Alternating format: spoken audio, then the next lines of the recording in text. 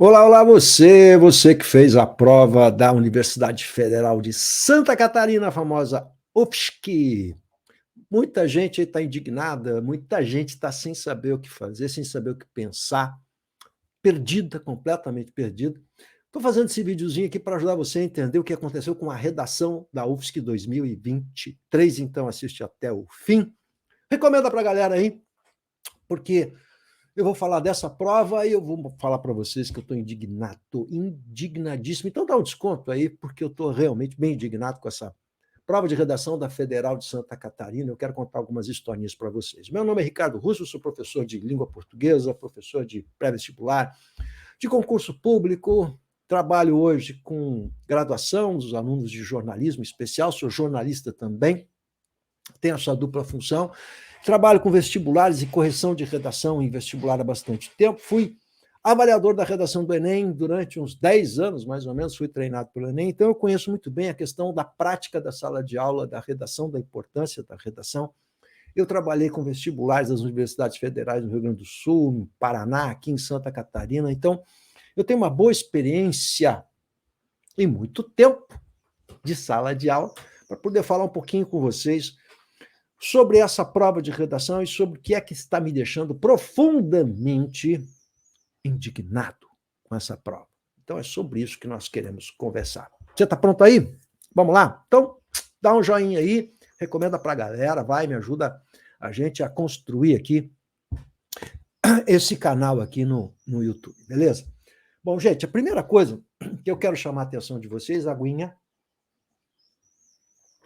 é que esse ano houve uma novidade e isso está chamando muito a atenção dos candidatos em relação à novidade, porque não apareceu a dissertação, a famosa dissertação, que é a produção textual, a redação mais comum lá no ensino médio. Né? Quem trabalha com ensino médio, sala de aula, sabe que a dissertação é a mais popular das provas, especialmente, sempre foi historicamente, né? É aquela que mais se faz. Também já a gente sabe que a redação do Enem, ela formatou muito o texto, ela ficou muito popular, e é muito comum o aluno querer usar aquela redação do Enem também em outras provas aí, não só em provas de concurso, de vestibulares, mas também em concurso público. Curiosamente, a gente vai observar alunos que estão fazendo concurso público, querendo fazer intervenção, muitas vezes sem ter razões para intervenção, querendo levar repertório para uma prova de concurso público, já tem falado aqui no meu site sobre isso, né? Muita picaretagem na internet, de gente vendendo repertórios para alunos que vão fazer polícia civil, polícia militar, nessas dissertações de concurso público que não tem nada a ver com aquele repertório tradicional que tem que se colocar lá nas provas do Enem. Então, quando a gente vai corrigir a Federal de Santa Catarina, a PUC de Porto Alegre, a Federal de Porto Alegre, a gente percebe que é uma contaminação da redação do Enem. Mas a gente tem que entender, quer dizer, é comum essa contaminação, é normal essa contaminação, por várias razões, até porque o Enem se tornou uma prova, e é uma prova, né, muito popular. A redação do Enem se popularizou, todo mundo está fazendo o Enem, então é comum que o aluno introjete aquele formato e queira levar aquilo para fazer qualquer prova. Então o cara vai fazer medicina em Santa Cruz, o cara vai fazer PUC de Porto Alegre, o cara vai fazer Federal de Santa Catarina, e ele quer fazer aquela dissertação com repertório, com intervenção. E não é nada disso, até porque muitas vezes os temas são outros temas. Na Federal do Rio Grande do Sul, por exemplo, e mesmo aqui em Santa Catarina, podem cair temas subjetivos. Aí um tema subjetivo você não vai fazer intervenção, tema subjetivo falar sobre amor, ódio, respeito, estresse, sei lá o quê, não são temas objetivos da realidade social. Então é uma outra estrutura, é uma outra formatação de texto, é uma outra linguagem, é algo completamente diferente. Mas é normal e é compreensível, um professor deve entender isso, como isso acontece. Bom, características da Federal, vamos falar de 2023, então, uma das características da Federal de Santa Catarina é que ela trabalha com vários tipos ou vários gêneros, né? Pode cair uma carta, pode cair uma crônica, pode cair um manifesto, pode cair uma fábula, não é? Um conto. Então, ao longo da história, aí eu trabalho com a Federal de Santa Catarina há 20 anos, quando eu vim morar aqui em Florianópolis, não é? Então a gente vê que há essa variação. Mas há uma dificuldade que eu sempre encontrei, sempre denunciei, sempre falei, inclusive com coordenadores antigos da Federal de Santa Catarina, que é o fato que se eles querem tratar de uma crônica ou querem fazer uma narrativa, eles têm de colocar no edital qual é a estrutura da narrativa que vai ser cobrada. Então, se eu vou cobrar de você uma crônica ou um manifesto, qual é a estrutura do manifesto? para que isso sirva de orientação para aquele candidato que vai fazer aquela prova, e mais do que isso, e essa é uma função de uma universidade pública, não é, que sirva de orientação também aos professores de ensino médio que vão trabalhar com esses gêneros e tipos textuais em sala de aula. Eles precisam de uma orientação. Então, se você vai cobrar um manifesto, você tem que explicar o que é um manifesto, você tem que dizer como é que é a estrutura básica do manifesto, o que será cobrado em relação a essa estrutura básica do manifesto. Isso seria o elementar, em função da própria maneira como existe ou é uma universidade pública, né? Porque ela vai ter reflexos no ensino lá nas escolas e na sala de aula, na escola, no professor de redação na escola. Você tem que dar elementos e instrumentos para que esse professor possa trabalhar isso em sala de aula, que é o que o Enem faz. Ou seja, o Enem nos dá os critérios para a gente examinar como são esses critérios detalhadamente. Então, é óbvio que o professor vai se valer desses critérios, isso vai enriquecer a sala de aula, porque ele sabe o que vai ser cobrado no Enem. Então, isso facilita a função e o trabalho de um professor em sala de aula, e eu, como professor, tenho que pensar desse lugar, né? Do lugar de professor. Vamos lá. Então, entramos na UFSC 2023, sabendo que a UFSC, historicamente, sempre cobrou gêneros, mas sempre um desses gêneros, ou um desses tipos, é o tipo dissertativo. Quer dizer, por que é o tipo dissertativo? Porque é o mais comum, é o mais trabalhado, é aquele que mais se emprega lá no ensino médio, é aquele mais comum e mais popular que cai, de um modo geral, nas universidades, de um modo geral. Então, é normal que se trabalhe isso na sala de aula, não é? Mais do que crônica, mais do que manifesto, mais do que narrativas, enfim, se trabalha muito esse tipo. Legal? Muito bem. Então, a gente sabe que sempre caiu.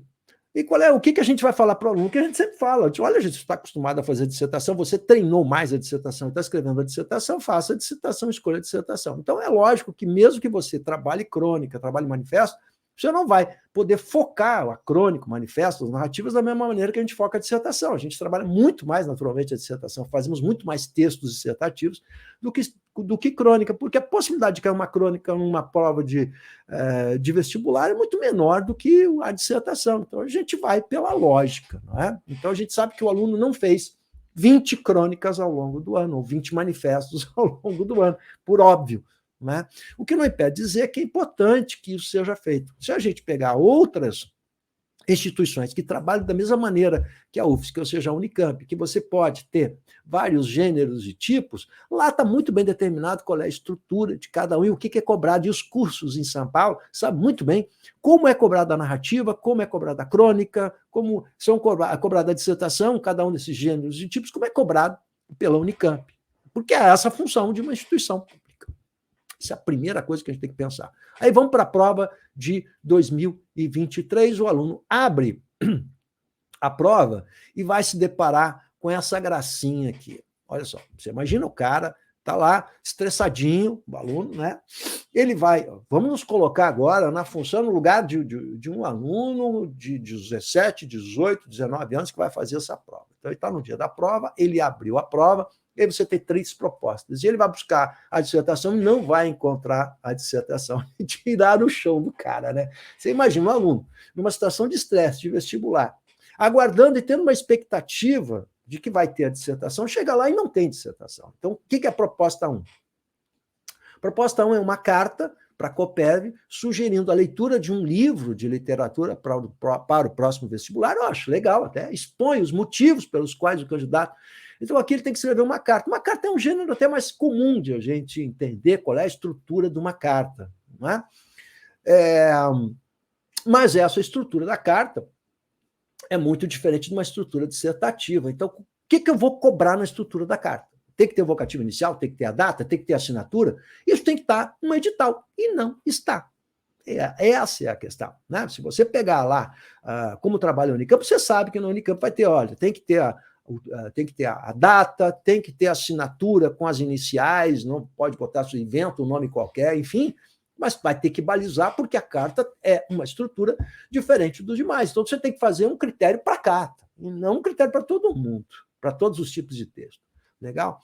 Bom, ainda outra coisa interessante que eu queria mostrar para vocês, deixa eu dar uma olhadinha aqui, que é o texto de apoio, né? O que apareceu antes aqui. Vamos ver se eu consigo mostrar aqui o texto de apoio. Então, está a redação, e aí você tem o textinho de apoio, e aqui está o texto de apoio, texto 1, texto 2, eu quero que vocês olhem o texto de apoio. Estamos aqui no lugar de um aluno que está fazendo a prova, né? Aí tem retratos da leitura no Brasil. No Brasil existem cerca de 100 milhões de leitores, então a questão dos leitores aqui, né? É o que mostra a quinta edição. Então, é um texto informativo que nos remete a informações bem técnicas, a exemplo que acontece no Enem. Tá bem? Tá aqui, igual o que acontece no Enem. Você bota um texto de notícia com informações e dados a respeito do problema aqui que está sendo abordado, que é a questão da leitura no Brasil. Aí você tem um gráfico que também é comum no Enem. Então, olha só, eu não quero que façam redações iguais do Enem, mas você está usando os mesmos tipos de textos que caem no Enem. Por que não leu? Porque leu leitores, leitor e não leitor no Brasil. Então, você tem dois textos basicamente informativos falando sobre isso. E são textos informativos, meramente igual ao que acontece no Enem. Então, se eu não quero que façam redações do Enem, eu estou botando textos de apoio igual ao do Enem. Aí eu vou ter que fazer uma carta, tá bom? Sugerindo um livro. Então, aqui tem digamos, um espaço bem aberto para o aluno pegar um livro qualquer que tenha lido e sugerir esse livro. Acho que é uma boa proposta. A carta é muito simples de fazer, né? A estrutura da carta tem que ter lá a data, o vocativo inicial, um parágrafo de abertura que apresenta o problema, e aí vem o livro em si, a discussão do livro e um desfecho agradecendo atenciosamente a assinatura final. Então, é bem simples a estrutura da carta. Logo, poderia perfeitamente bem aparecer lá no edital qual é a estrutura da carta e o que será cobrado, e bem entendido, estrutura da carta. Porque eu não sou obrigado, aluno que estou fazendo, não sou obrigado a saber, tem que estar no edital. Para isso serve o edital. Proposta 2, aparece um manifesto. Bom, na prova havia um exemplo de manifesto, pelo menos isso, né? Sobre a democratização da leitura no Brasil. Então, é um manifesto, tem que ter uma estrutura de manifesto. O que vai ser cobrado como estrutura de manifesto? Não fala no edital também, a gente vai ter que supor o que é uma estrutura de manifesto pela literatura consagrada, etc, etc. Mas aqui o edital não fala o que será cobrado como estrutura de manifesto, né? E assine como coletivo dos estudantes de ensino médio, né? Então, seria um manifesto. Há um exemplo de manifesto, que facilita um pouquinho, se você quiser, lá na primeira questão da prova, sobre a questão do manifesto, então, e sobre a democratização da leitura no Brasil. Muito bem. Aí vou para 3. Produz uma crônica sobre os desafios de um leitor na sociedade contemporânea. Não se identifique. Produz uma crônica. O que vai ser cobrado como estrutura da crônica, né? Sobre os desafios de leitor na sociedade contemporânea. Olha só, o que é a crônica? Vamos falar sobre isso bem de perto aqui, né? Então, a estrutura da crônica, isso me interessa bastante. Vamos lá. O que é uma crônica, gente? Uma crônica é um texto que não tem compromisso com o factual. Então, se a gente pegar a crônica, a gente vai ver que a crônica pode ser ficcional, aliás, é a fronteira ali, é um texto que é escrito geralmente em jornais, ele nasce nos jornais, portanto, ele tem o sabor das notícias, ele tem o sabor da atualidade, mas ele busca uma conversação com o leitor. E ele não tem nenhum compromisso com o factual, nem com o real, porque ele pode ser um texto totalmente ficcional, ou parte dele ficcional. Então, ele tem uma estrutura muito aberta. Se ele tem uma estrutura aberta, que estrutura a gente vai cobrar? Isso precisava estar definido no edital da UFSC, não é? Mas, além disso, eu quero que vocês observem que a proposta de redação ela é uma proposta com uma cara de dissertação. Não tem nada de crônica aqui. A crônica, ela trata, por exemplo, vamos pegar Crônicas da Clarice Lispector, que foi leitura obrigatória na nossa prova da Universidade Federal de Santa Catarina. Bem entendido? Então, quais são as características das crônicas ali desse livro que foi recomendação aí para a leitura? Ela está falando de questões íntimas. Ela está falando sobre ela, sobre a vida dela, sobre o amor. Assuntos variadíssimos, não é? Muitos ligados à sua intimidade, ao seu mundo. E em dados momentos, ela deixa claro em várias crônicas disso que ela não sabe nem se ela está, de fato, escrevendo uma crônica. O que ela está querendo dizer com isso? Como a crônica, ela não tem uma estrutura muito bem definida, né? O que é exatamente uma crônica? Ela está falando de coisas da intimidade dela com pequenos relatos, ou seja, pequenas narrativas, não é? De momentos da vida dela, falando sobre a vida, sobre o amor, sobre filhos, não é? Sobre o ato de escrever e sobre a própria crônica. Então, o cronista falando metalinguagem, o cronista falando a respeito do próprio ato de fazer a crônica e da dificuldade de se expor numa crônica, porque a crônica ela vai expor a vida dela, vai falar das coisas que intimamente ela pensa, do lugar dela como escritora. Ora, não tem esse tema de redação aqui proposto não tem nada a ver com as crônicas que foram trazidas pela própria banca sobre Clarice Lispector. Não tem nada a vida íntima, da intimidade do leitor ou do aluno, não é? Ou seja, é um tema totalmente objetivo.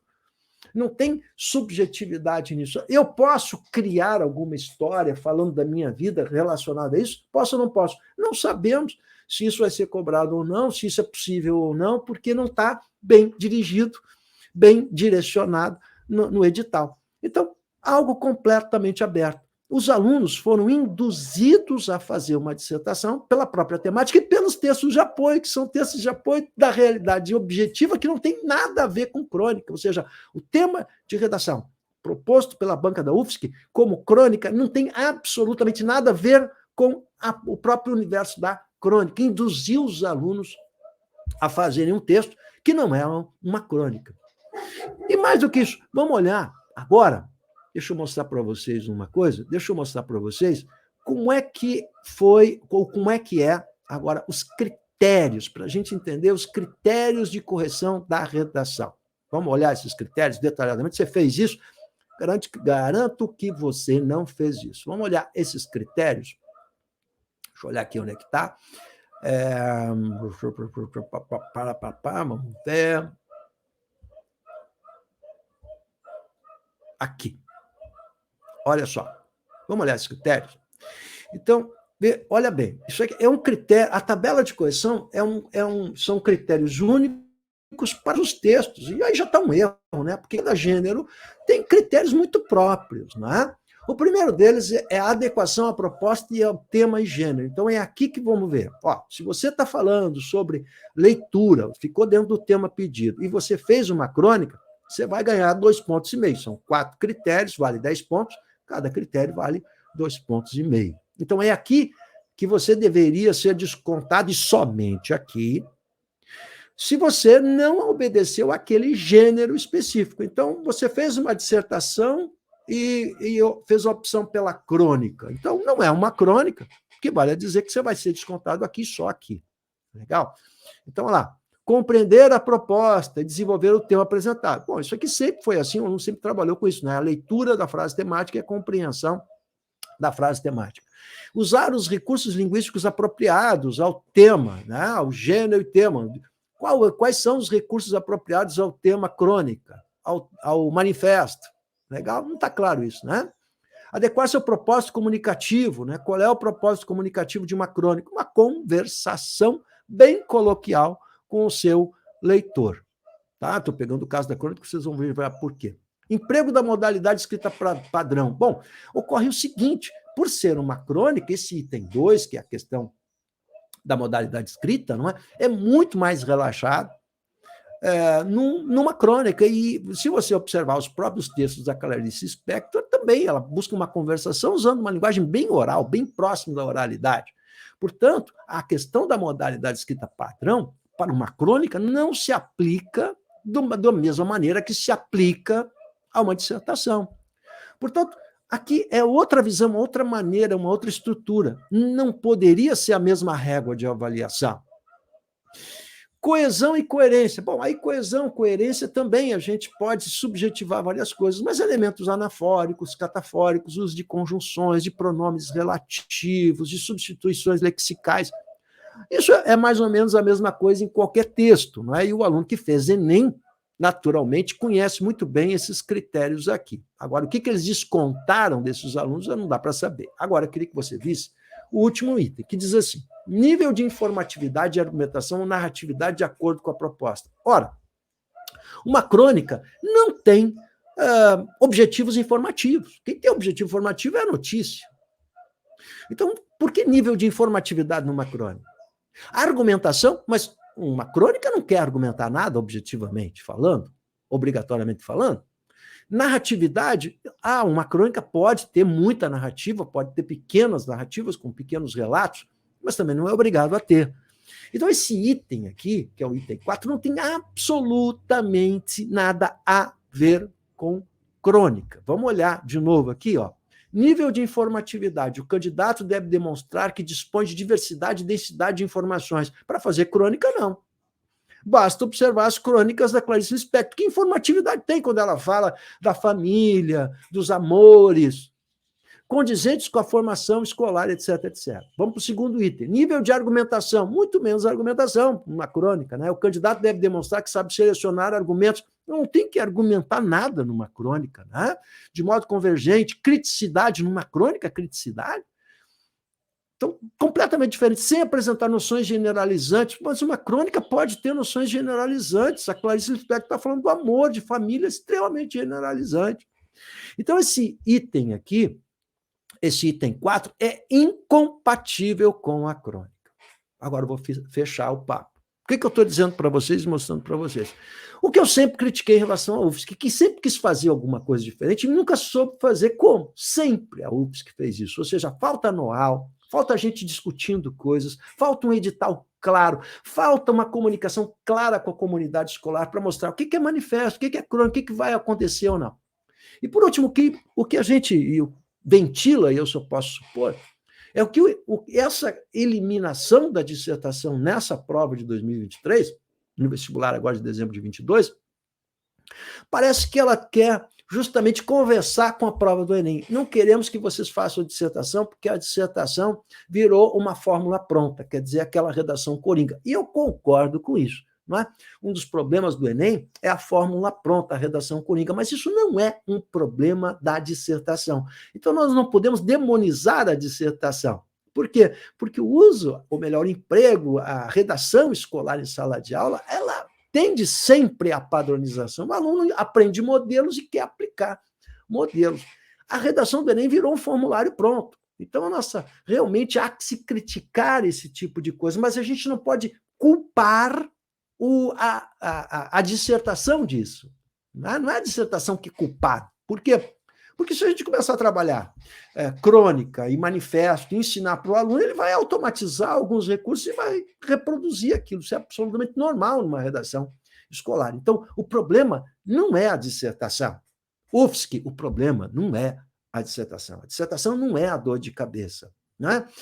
O problema é você ter que ter critérios muito simples e claros no edital para que o aluno entenda, e não uma dissertação. Além disso, se esse é o problema, nós não podemos punir, o que é mais grave, os alunos em função disso, porque na prática foi o que aconteceu. Os alunos estão tirando notas baixas porque chegaram lá, se desestabilizaram e foram punidos porque a UFSC não deu nenhum spoiler, não deu informação nenhuma de que poderia não ocorrer, e sabendo que a maior parte dos alunos faz a dissertação e trabalha costumeiramente a dissertação em sala de aula. E não foi. Não foram só os alunos que foram punidos, quem também foi punido foram os professores que trabalharam dissertação largamente, vários temas ligados à dissertação para a UFSC ao longo do ano, preparando seus alunos, e aí a dissertação não caiu. Não custava nada a UFSC deixar claro isso, mostrar que, olha, pode não cair, você tem que ser avisado disso, mostrar como é que é o manifesto, mostrar como é que é a crônica, como é que é uma narrativa, quais os critérios que se corrigem isso, ou seja, a clareza e a objetividade. Não adianta só querer ser original e criticar a falta de originalidade do Enem. Então, a UFSC, na prática, está punindo quem não deveria ser punido por um problema de uma redação padronizada escolar, que é um problema histórico. Quem é professor sala de aula sabe disso, é um problema histórico da redação escolar, e não só da dissertação, da redação de modo geral. Tá bem? Então, a minha indignação aqui é muito grande em relação a isso. Fica registrada essa indignação para você que está tentando entender o que aconteceu, espero ter te ajudado. Entra no canal, te inscreve aí, legal. Eu sou o professor Ricardo Russo, trabalho sim a produção textual, trabalho com aulas particulares sobre isso. Está aí meu WhatsApp, que eu vou deixar na descrição do vídeo, para você entrar em contato comigo, tirar dúvidas em relação a essa prova da UFSC, mandar a sua redação, quem sabe, para a gente poder avaliar. Um abração para vocês aí e boa sorte nesta prova.